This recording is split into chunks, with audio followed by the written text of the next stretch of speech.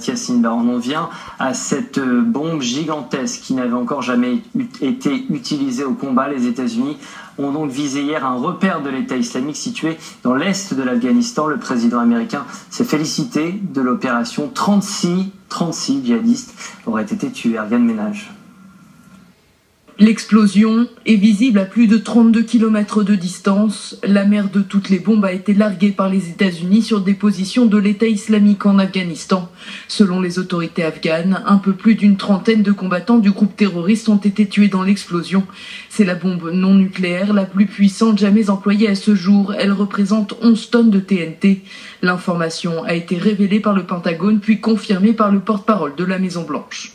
À 19h heure afghane, les forces armées américaines ont lancé une bombe GBU-43 en Afghanistan. Cette bombe est une arme puissante et très précise. Nous avons pris pour cible un ensemble de tunnels et de grottes que les terroristes de l'État islamique utilisent afin de circuler librement, facilitant leurs opérations armées contre les conseillers militaires américains et les forces afghanes dans la zone.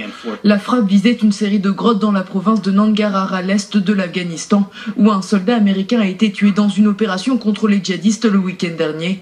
Selon le Pentagone, la bombe GBU-43 guidée par GPS était la bonne munition pour venir à bout de ces obstacles et maintenir l'élan de l'opération des forces afghanes et américaines. Je suis tellement fier de nos militaires. C'est un nouveau succès. Je leur ai donné carte blanche. Franchement, c'est pour cela qu'ils ont autant de succès ces derniers temps. Si vous comparez ce qu'il s'est passé ces 8 dernières semaines à ces 8 dernières années, vous verrez qu'il y a une énorme différence. Environ 8400 soldats américains ont été déployés en Afghanistan. Ils forment, conseillent et appuient les forces afghanes dans leur combat contre les talibans et le groupe État islamique sur le terrain. Après la Syrie de Bachar el-Assad, après la super bombe contre l'État islamique en Afghanistan, les États-Unis se préparent-ils à attaquer la Corée du Nord? C'est en tout cas ce que rapportent nos confrères de la NBC qui parlent d'une attaque préventive. Ariane Ménage. Les États-Unis prêts à mener des frappes préventives contre Pyongyang. Face au risque d'un 6e essai nucléaire, Donald Trump affirme à nouveau que les États-Unis s'occuperont du problème nord-coréen. Je ne sais pas si cela envoie un message. Cela ne fait aucune différence que ce soit le cas ou pas. La Corée du Nord est un problème et le problème doit être traité. Des menaces qui interviennent alors que la Corée du Nord s'apprête à célébrer son 105e anniversaire. Des célébrations qui sont pour Pyongyang l'occasion de déployer ses forces militaires. Selon ces images satellites, ce site d'essai nucléaire serait prêt à servir.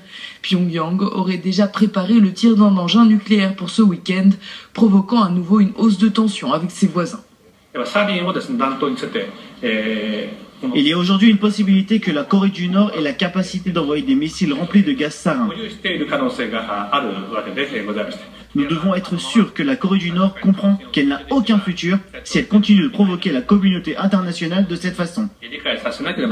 De son côté, la Chine, alliée historique de Pyongyang, lance un avertissement face à la multiplication des menaces entre la Corée du Nord et les États-Unis. Nous appelons les différentes parties à s'abstenir de tout propos et de tout geste provocateur, ainsi que de toutes sortes de menaces, et à ne pas laisser les choses évoluer dans un sens irréversible et incontrôlable. Peu importe qui provoque une guerre ou des troubles sur la péninsule, il devra assumer une responsabilité historique et en payer le prix. La semaine dernière déjà, Donald Trump avait annoncé l'envoi d'un porte-avions américain et de 3 navires lance-missiles dans la péninsule nord-coréenne. Depuis son élection, il affirme qu'il utilisera toutes les options pour empêcher Pyongyang de se doter de missiles intercontinentaux capables de frapper le sol américain. Plus d'une semaine après l'attaque chimique en Syrie qui a tué au moins 87 personnes, le président syrien est sorti de son silence après les représailles américaines. Dans un entretien accordé à l'AFP, Bachar al-Assad nie toute responsabilité de son régime dans le massacre de Khan Sheikhoun. Il accuse Washington d'avoir fabriqué des preuves. Notre impression est que l'Occident, principalement les États-Unis, est complice des terroristes et qu'il a monté toute cette histoire pour servir de prétexte à cette attaque. Nous ne savons même pas si les enfants morts ont été tués à Khan Sheikhoun. Quand ont-ils été tués et où? Qui a perpétré ces attaques si c'était une attaque? Quel type de matériel était-ce? Vous n'avez aucune information, rien, aucune enquête. Pour justifier ces représailles, Washington affirme au contraire avoir la preuve qu'il s'agissait bien d'une attaque syrienne. Les Américains ont diffusé mardi à la presse des informations issues de rapports classifiés, ce que dément Bachar al-Assad. Nous n'avons donné aucun ordre d'attaquer et nous n'avons aucune arme chimique. Nous avons renoncé à tout notre arsenal il y a plusieurs années. Et même si nous possédions de telles armes, nous ne les aurions jamais utilisées et nous ne les avons jamais utilisées dans notre histoire. 2 rapports internationaux ont pourtant accusé le régime de Bachar al-Assad d'avoir été à l'origine de plusieurs attaques chimiques par le passé.